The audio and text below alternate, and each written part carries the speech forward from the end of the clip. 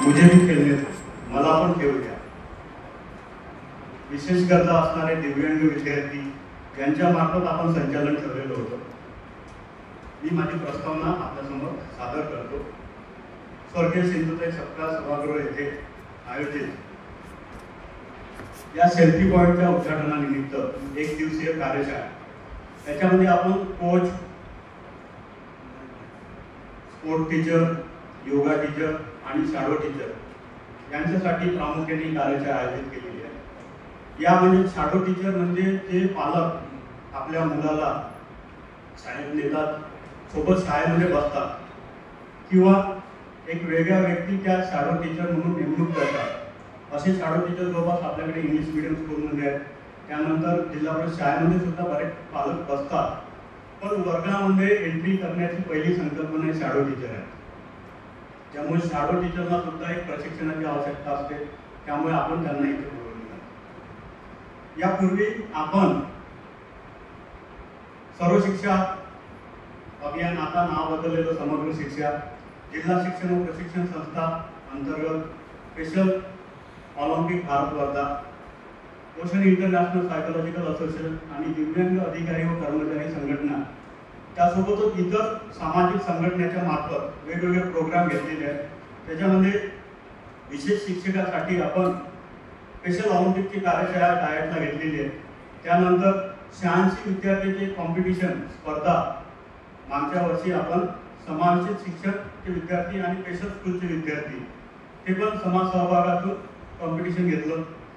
त्यानंतर नागपूरला झालेल्या स्पेशल ऑलिम्पिकमध्ये आपल्या इथून 2 विद्यार्थ्यांनी त्यामध्ये सहभाग घेतला होता. पालकांची कार्यशाळामध्ये आपण डिस्ट्रिक्ट मेंटल हेल्थ डिपार्टमेंटकडून चेंजचे वाटप केले आणि मानसिक आरोग्यावर एक कार्यशाळा घेतली. स्पेशल ऑलिम्पिक कार्यशाळा आणि त्याच्यासोबत डेफ ऑलिम्पिक कार्यशाळा ही आपण हिंगणघाटला समाज सहभागातून घेतली स्थानिक ऑर्गनायझेशन सोबत. त्यानंतर मुझे भी खेळणे दो, मला पण खेळू द्या, एक ऑनलाईन सत्र आपण BRC सेलू आणि महाराष्ट्र स्पेशल ऑलिम्पिक त्याच्यामध्ये डॉक्टर मेधा किरीट सोमय्या यांचं आपण सेशन ठेवलं होतं. त्यासोबतच दिव्यांग अधिकारी व कर्मचाऱ्यांचे अध्यक्ष त्यांचं सुद्धा एक सेशन आपण ठेवलेलं होतं. हे सेशन तुम्ही ब्रेन ट्रेनिंग OIP या चॅनलवर बघू शकता. सामाजिक खेळ कार्यशाळा पुढे सर्व स्तरावर घेण्याचा आपला मानस आहे. तसेच सर्व विशेष शाळेत फॅमिली सपोर्ट कार्यशाळा घेण्याचे नियोजन आहे. प्रशासनातर्फे सर्व स्पर्धांमध्ये समावेशित खेळाचा सहभाग व्हावा अशी आमची इच्छा आहे आणि हे कंपल्सरी व्हावं. युनिफाईड स्पोर्ट्स, एकत्रित खेळणं ही संकल्पना आपल्यासाठी नवीन आहे. जर नॉर्मल मुलामध्ये आपला स्पेशल मुलगा शाळेमध्ये वर्गामध्ये बसू शकते, तो तर नॉर्मल मुलामध्ये तो खेळू का नाही शकत. त्यामुळे आज जर तुम्ही बघितलं कालच्या पेपरमध्ये 4 आत्महत्या होत्या. मुलांचा आत्महत्या, डिप्रेशनचं प्रमाण वाढलेलं आहे. 6व्या वर्गातला मुलगा सुद्धा डिप्रेशनमध्ये येतो. त्यामुळे मोबाईल गेमच्या बाहेर निघून तो पालकाला असं म्हणतो, प्रशासनाला असं म्हणतो की मला पण खेळू द्या, मला पण कुठंतरी बाहेर जाऊ द्या. काल आम्ही स्विमिंग पूलला गेलो होतो तर संध्याकाळी खूप गर्दी होती, पण शाळा सुरू झाल्यानंतर गर्दी दिसणार का. आणि आमची मुलं सुद्धा या स्विमिंग पूलमध्ये आता जात आहेत. स्पेशल मुलांना स्विमिंग पूलमध्ये एंट्री भेटलेली आहे आणि तिथे ते स्विमिंग करतात. अशा लोकांचा आम्ही सत्कार करायचं एक ठरवलं, ज्यांनी या स्पेशल ऑलिम्पिकमध्ये भाग घेतला. आणि आमच्याकडली जी स्पोर्ट्स डायरेक्टर आहे त्यांचं नॅशनल कोच म्हणून सिलेक्शन झालेलं आहे. त्यांचा पण आमचा सत्कार करू इच्छितो. सोबत सेल्फी पॉईंटचं आम्ही उद्घाटन ठेवलेलं आहे. तर सरांना मी अशी विनंती करतो की आपण सेल्फी पॉईंटचं उद्घाटन करूया.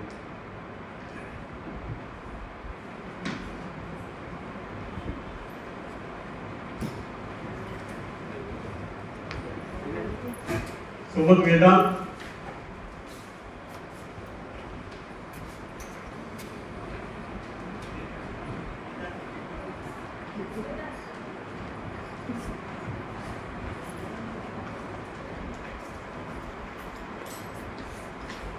सेल्फी पॉइंट आपल्याला स्पॉन्सरशिप मध्ये भेटलेले आहे. त्याच्यामध्ये नवनीत एज्युकेशन लिमिटेड नागपूर कडून 3 सेल्फी पॉइंट मिळालेले आहेत. सोबत इनरवेल क्लब कडून आपल्याला सेल्फी पॉइंट मिळालेले आहे आणि लॉयन्स क्लब मेडिको यांच्याकडून सुद्धा आपल्याला सेल्फी पॉइंट मिळालेला आहे. वेदांत हा आपला असा एक मुलगा आहे जो दिल्लीला उडानवारीमध्ये गेला होता. त्याचा सुद्धा फोटो तुम्हाला तिथे दिसेल. आज वेदांत 10व्या वर्गामध्ये आहे. तसंच असेच सेल्फी पॉइंट सर्व अंगणवाडीमध्ये, सर्व व्यवस्थापनाच्या शाळांमध्ये आणि सर्व जिल्हा परिषद शाळेमध्ये अशी आमची अपेक्षा आहे.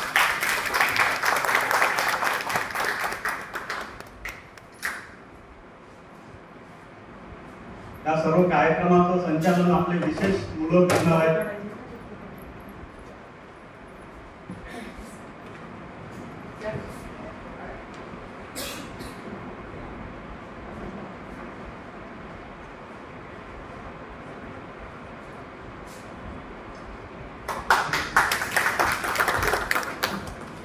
आजच्या सत्रामध्ये आपण डॉक्टर सुदर्शन हरले यांचं मानसिक आरोग्य म्हणजे मेंटल इलनेस पेशंट जरी असेल त्याच्यासाठी स्पोर्ट्स कोणता घेण्यात यावा, त्याच्यानंतर ब्लाइंड मुलं जरी असेल तर त्यांच्यासाठी स्पोर्ट्स कोणता घेण्यात याव्या, मुकबधिर जर मुलगा असेल त्यांच्यासाठी कोणते स्पोर्ट्स आहेत आणि ज्यांची IQ कमी असते, बुद्धिमत्ता, बौद्धिक अक्षमता, अशा विद्यार्थ्यांसाठी सुद्धा कोणते स्पोर्ट्स सामान्य मुलासोबत खेळू शकतात याचं आपण एक प्रशिक्षण ठेवलेलं आहे. आणि हे प्रशिक्षण जिल्हा स्तरावर व्हावं अशी आमची एक डिमांड आहे.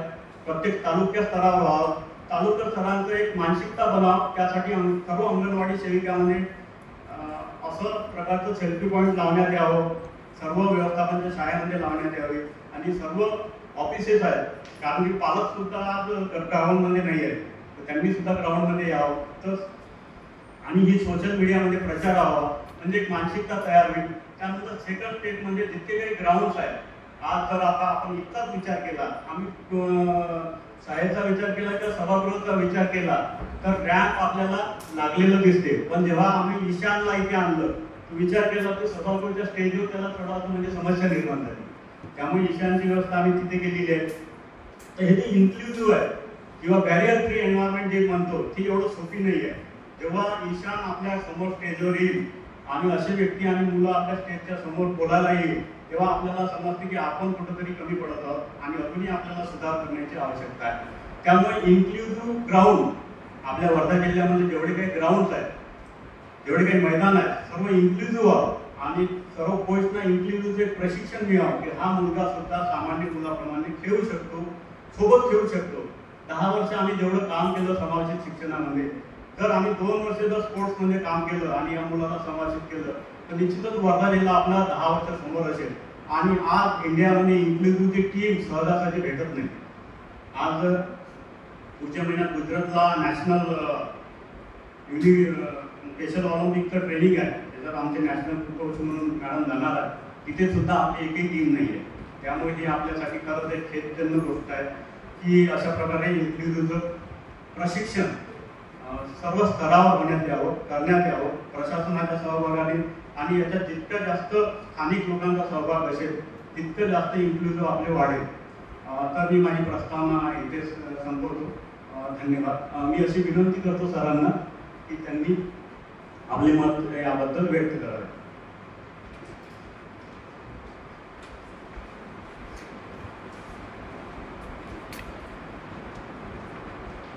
नितीन सरांना मी स्टेजवर बोलवतो.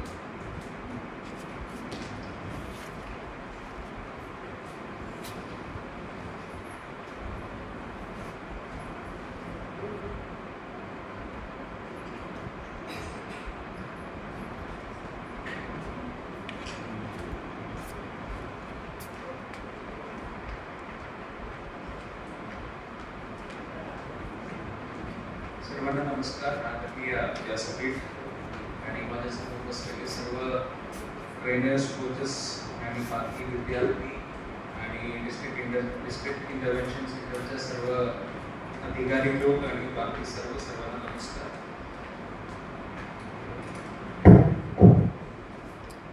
एक पद तुम्ही ऐकले असेल, इन्क्लुसिव्ह डेव्हलपमेंट. म्हणजे त्यांच्या प्रस्ताविकमध्ये, साहेबांच्या प्रस्ताविकमध्ये तुम्ही ऐकले असेल इन्क्लुसिव्ह डेव्हलपमेंट. अग्रेसिव्हमध्ये आपण इन्क्लुसिव्ह डेव्हलपमेंट म्हणतो.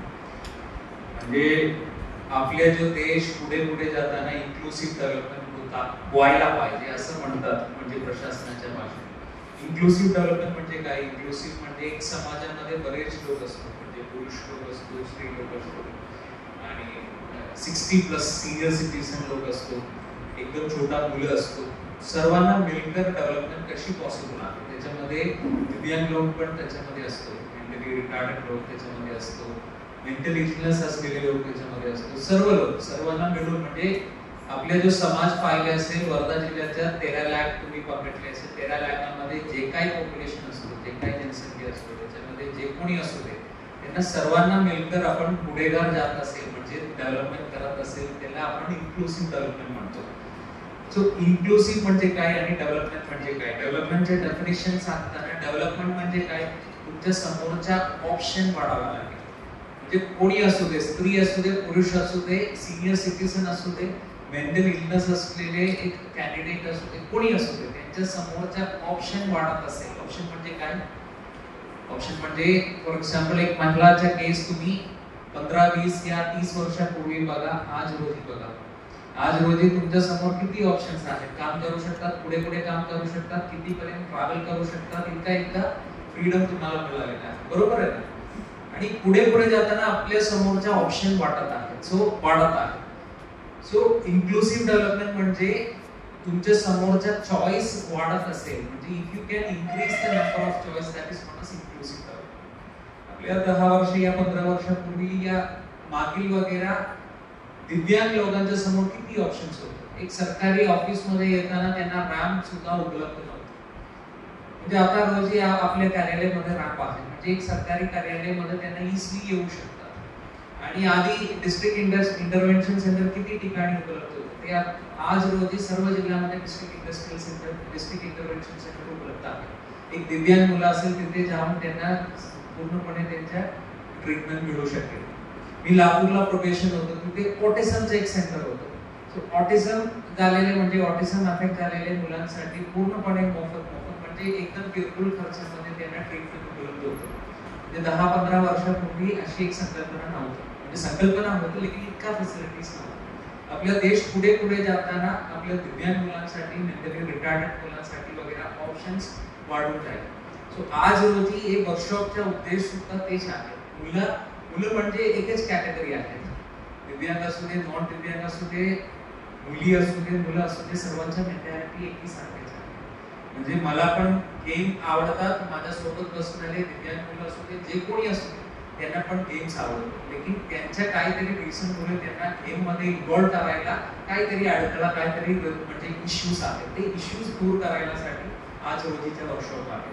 आज रोजीच्या वर्कशॉप मध्ये मला ऐकून आनंद वाटलेला आहे. मागच्या वर्षात आपण ओलिम्पिक्स मध्ये, स्पेशल ओलिम्पिक्स मध्ये पार्टिसिपेट केले आणि डाएटच्या माध्यमातून केले का, डाएटच्या माध्यमातून डाएटच्या सपोर्टिंग आणि district intervention centre, special Olympic Wardha मार्फत त्यांना सुद्धा त्याच्यामध्ये पार्टिसिपेट करायलासाठी संधी मिळाली. म्हणजे थोडक्यात बोलले असेल एक दिव्यांग मुलांसाठी सुद्धा त्यांच्या समोरच्या ऑप्शन वाढत आहेत. अर्लियर त्यांना गेम मध्ये इन्व्हॉल्व करायला कमी ऑप्शन्स असेल, आज रोजी त्यांना एक गेम मध्ये इन्व्हॉल्व करायला जास्त ऑप्शन इन्क्रीज होत आहेत. आणि पुढे जाऊन पुढच्या वर्षात आणि त्याच्यानंतरच्या वर्षात सुद्धा त्याचे ऑप्शन्स वाढेल असं माझ्या अपेक्षा आहे. आणि तुम्ही सर्व ट्रेनर्स आणि कोचेस त्याच्याबद्दल सेन्सिटाइज व्हायला पाहिजे की म्हणजे अग्रेसिव्ह मध्ये एक there is a phrase not as like aggressive मध्ये आम्ही सांगतात it requires a whole village to raise a child. म्हणजे मुलांना पालन करायसाठी पूर्ण एक विलेज पाहिजे. म्हणजे इतका कॉम्प्लिकेटेड गोष्टी आहेत एक मुलांना पालन करणं म्हणजे इतका सोपी नाहीये. ते आपल्याला वाटत नाही लेकिन that is a very difficult task. म्हणजे त्याच्यासाठी स्टेट सपोर्ट आणि एजन्सी लाईक ओशन इंटरनॅशनल सायकोलॉजिकल असोसिएशनचा सपोर्ट आपल्याला मिळत आहे, जेणेकरून आपल्याला ते इन्फॉर्मेशन असिमेट्री होतं. आपल्याला मुलांबद्दल माहित नाही, या मुलांना कुठला गेम मध्ये इन्व्हॉल्व करू शकेल. एक साधारणतः एक पॅरेंट्सला त्याच्याबद्दल माहित नसेल तर त्या इन्फॉर्मेशन अशी एजन्सी मार्फत आपल्या डिस्ट्रिक्ट इंटरव्हेन्शन सेंटर आणि डाएटच्या सपोर्टिने तुम्ही कोचेस पर्यंत पोहोचत आहे, जेणेकरून कोचेस मार्फत त्याच इन्फॉर्मेशन आपल्या पॅरेंट्स आणि मुलांपर्यंत पोहोचू शकेल. The whole idea is that तुमच्याकडे नसलेले एक इन्फॉर्मेशन आपल्या स्टेट यंत्रणा मार्फत अशी एजन्सीजच्या सपोर्ट मार्फत तुम्हाला देत आहे. त्या इन्फॉर्मेशन मार्फत मुलांना तुम्ही नवीन नवीन ऑपॉर्च्युनिटीज देत आहे. सो आज रोजीच्या वर्कशॉप मध्ये सर्वात म्हणजे पूर्णपणे मेंटली प्रेझेंट व्हायला पाहिजे. तुमच्या काही डाऊट असेल आपल्या एजन्सी म्हणजे आपल्या असोसिएशन सोबत शेअर करून एक पॉझिटिव्ह आउटकम त्याच्यातून होईल असं माझी अपेक्षा आहे. तितकं सांगून माझ्या 2 शब्द थांबवतो. बघतो. धन्यवाद. जय हिंद, जय महाराष्ट्र.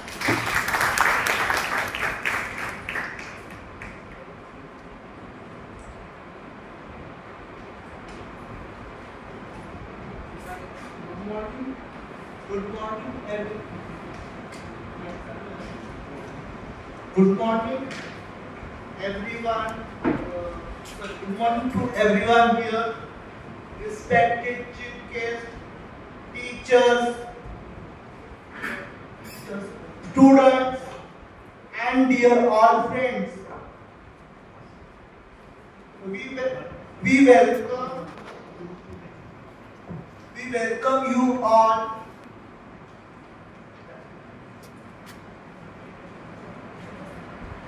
to today's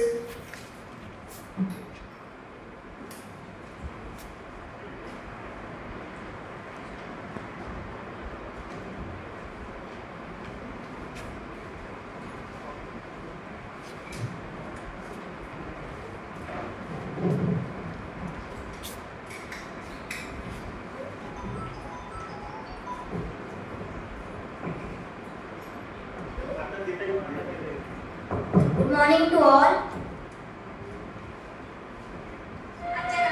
आजच्या कार्यक्रमाची शोभा वाढवण्यासाठी उपस्थित झालेले सर्व मान्यवरांचे मी सर्वांच्या वतीने स्वागत करते आणि तसेच कार्यक्रमाला उपस्थित झालेले प्रमुख पाहुणे म्हणून माननीय श्री जितेंद्र रहिमान मुख्य कार्यकारी अधिकारी जिल्हा परिषद वर्धा यांचे मी सर्वांच्या वतीने कार्यक्रमाला उपस्थित झाल्याबद्दल आभार व्यक्त करते. थँक्यू. माननीय श्री अमोल भोसले उपमुख्य कार्यकारी अधिकारी जिल्हा परिषद वर्धा यांची सुद्धा मी सर्वांच्या वतीने आभार व्यक्त करते.